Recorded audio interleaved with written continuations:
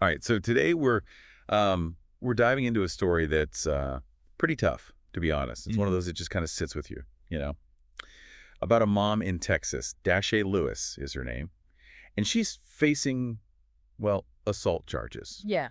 After going after a man she's convinced killed her daughter.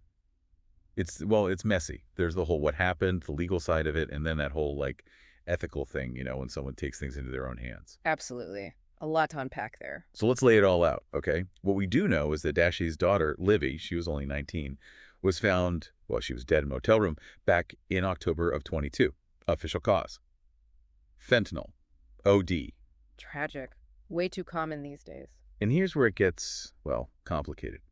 There was this guy, Matthew Edgar, in the room with Livy. Reports say he'd given her drugs before. So you can see why Dashi's, well, she's pointing the finger, right? I can only imagine the grief and anger.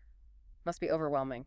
And then just a few weeks back, boom, confrontation at a gas station. Dashe lays into Edgar, accuses him point blank of killing Livy. Things get heated, and, well, Dashe ends up assaulting him. So now we've got another layer to this. Right. That raw grief, that desperate act, it lands her in more legal trouble. Assault charges. It's like, how much more can this family take? Right, exactly. And that's where the legal and, frankly, the ethical lines get really blurry. Okay, so let's try to make sense of this. I mean, we've got you here for a reason.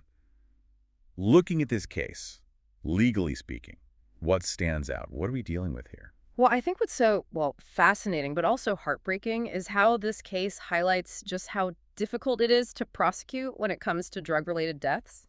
Okay. The law needs proof. They need a direct link, between what Edgar did and Livy dying. It's not enough to just show he gave her drugs. They've got to prove culpability, like that he knew those drugs could kill and that he meant for that to happen. So it all hinges on proving intent. But hold on, if someone willingly takes a drug, how do you prove that? That seems almost impossible legally. It often is. These cases are so tough because think about it. You're trying to reconstruct everything leading up to Livy's death. Did he pressure her? Lie about what the drugs were? Wow. Investigators would need to answer those questions to prove, like, beyond a reasonable doubt, that he's guilty. So we've got this puzzle, right?